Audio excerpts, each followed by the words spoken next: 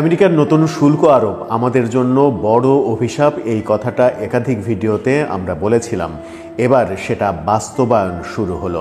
দৈনিক প্রথম আলো একটি রিপোর্ট করেছে, যে রিপোর্টে ভয়াবহ চিত্র উঠে এসেছে। আমেরিকার বাজারে পণ্য আমদানিতে বাংলাদেশের পণ্যের ক্ষেত্রে 37% যে শুল্ক আরোপ করা হয়েছে, সেই শুল্ক বাংলাদেশের ব্যবসা ধ্বংস করার জন্য এক ধরনের নতুন উদ্যোগ, তেমনটাই মনে হচ্ছে। কি হলো আমেরিকার বাজারে এই শুল্ক আরোপের ফলে বাংলাদেশের ব্যবসার পরিণতি কি হচ্ছে, যার বাস্তবায়ন শুরু হয়ে গেছে অলরেডি। দৈনিক প্রথম আলো যে চিত্র সামনে এনেছে, সেই চিত্র যদি সত্য হয় তাহলে আমাদের জন্য সেটা বড় ধরনের অশনি সংকেত। সেই আলোচনাই করবো এই ভিডিওতে। বলছিলাম, আমেরিকায় বাংলাদেশি যে পণ্য আমদানি হয়, সেই আমদানির উপরে 37% শুল্ক আরোপ করা হয়েছে। অভিযোগ রয়েছে যে বাংলাদেশ আমেরিকার যে সকল পণ্য আমদানি করে, সেই সকল পণ্যের উপরে বাংলাদেশ 74% শুল্ক আরোপ করেছে।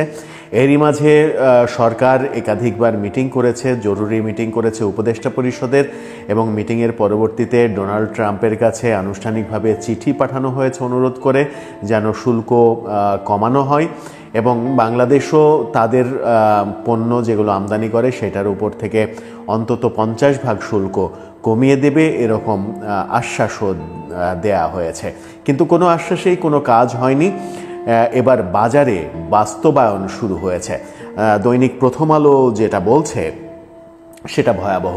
সাভারের একটি ফুটওয়্যার কোম্পানির রপ্তানি বাতিল করতে চিঠি দিয়েছে আমেরিকান বায়াররা, এবং সেই মুহূর্তে চিঠি দিয়েছে যখন তারা জাহাজীকরণের কাজ চূড়ান্ত করে ফেলছিল। জাহাজ রেডি হয়ে যাচ্ছে, শুধুমাত্র জাহাজ ভরা হবে। মালামাল চলে গেছে চিটাগাঙে, সেখান থেকে জাহাজ ভরে শুধুমাত্র জাহাজটা রওনা দেবে। ঠিক সেই সময় যে বার্তাটা এসেছে তাদের কাছে, সেই বার্তাটা ভয়াবহ। তারা বলেছে যে এখন শিপমেন্ট তারা গ্রহণ করবে না। অর্থাৎ এই যে পণ্য, ফুটওয়্যার চামড়াজাত পণ্য, অর্থাৎ বেশিরভাগই জুতা জাতীয় পণ্য, সেই পণ্যগুলো আমেরিকার বাজারে যাচ্ছে না। সাভারের যে কোম্পানিটির কথা প্রথম আলো বলছে, সেই কোম্পানি মাসে $10 লাখ চামড়া শিল্প রপ্তানি করে। শুধু তারাই $10 লাখ চামড়া শিল্প রপ্তানি করে। এই রপ্তানি যদি মাসে 10 লাখ হয়, তাহলে বছরে সেটি $120 লাখ। এই বিপুল অঙ্কের যে রপ্তানি, সেই রপ্তানি শুধুমাত্র একটি কোম্পানির এই রপ্তানি যদি বাতিল হয়ে যায়, তাহলে অন্যান্য সবথেকে বড় ক্ষেত্র, চামড়ার কথা বললাম, সবথেকে বড় যে সেক্টর আমেরিকার বাজারে সবথেকে বেশি যেটা যায়, সেটা হচ্ছে আমাদের গার্মেন্টস পণ্য। আমাদের গার্মেন্টস পণ্যের বিশ্ব যে বাজার, সেই বাজারের 35% বাজারই আমেরিকাতে। সেই গার্মেন্টস শিল্পের ওপরেও প্রভাব পড়তে শুরু করেছে। গার্মেন্টস মালিকরা বলেছেন যে চামড়াজাত শিল্পের ওপরে যেটা বাস্তবায়ন শুরু হয়ে গেছে, সেটা গতকালকে গার্মেন্টস শিল্পের মালিকরা জানিয়েছেন প্রথম আলোকে যে সেটা আজ অথবা কাল থেকেই গার্মেন্টস শিল্পের ওপরেও পড়বে, এবং গার্মেন্টসের যে রপ্তানি, সেই রপ্তানির শিপমেন্ট বাতিল হতে শুরু করবে। যদি তাই হয়, এই শিপমেন্ট যদি বাতিল হতেই শুরু করে, তাহলে বাংলাদেশের জন্য এটা একটা বড় অশনি সংকেত, যে কথা আমরা বারবার বলেছি। এবং আমেরিকার সঙ্গে সম্পর্ক উন্নয়ন ছাড়া এর কোনো বিকল্প পথ নেই।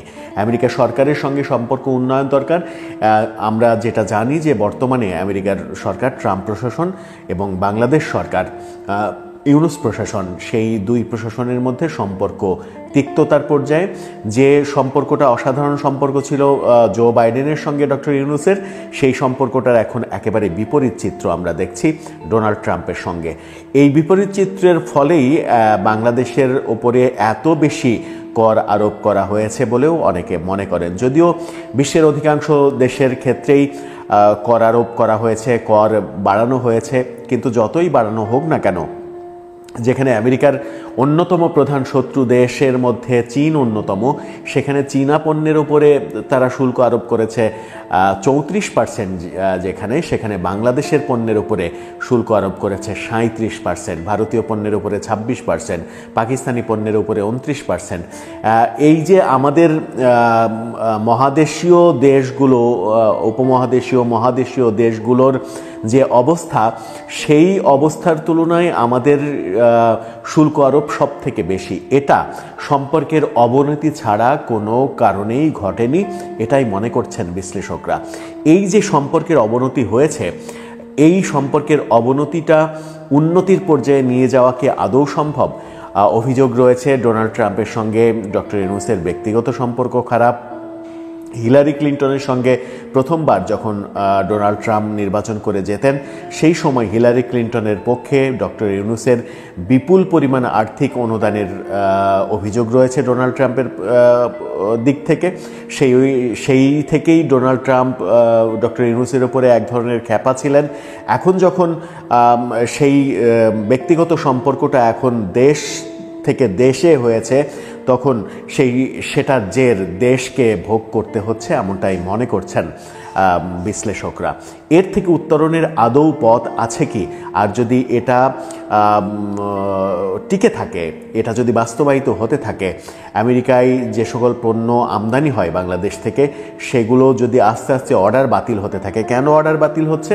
কারণ যে পরিমাণ শুল্ক বাড়ানো হয়েছে, তাতে তাদের বাজারে বাংলাদেশি পণ্যের দাম বেড়ে যাবে, আর দাম বেড়ে গেলে তাদের পক্ষে সেই ব্যবসাটা করা অসম্ভব হবে।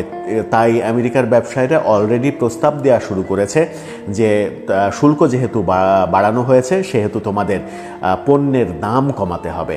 পণ্যের দাম যে 22% শুল্ক বেড়েছে, 22% যদি পণ্যের দাম কমাতে হয়, তাহলে বাংলাদেশের ব্যবসা যে লাটে উঠবে, সেটা চামড়া শিল্প এবং গার্মেন্টস শিল্প যে ক্ষেত্রে, বিশেষ করে গার্মেন্টস ক্ষেত্রে।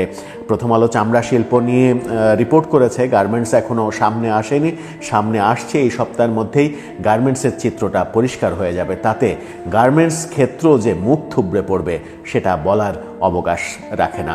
এর থেকে উত্তরণের আদৌ কি পথ আছে আমাদের, নাকি ডক্টর ইউনূস সরকারের বিরুদ্ধে এক ধরনের উঠে পড়েই লাগলো ট্রাম্প প্রশাসন?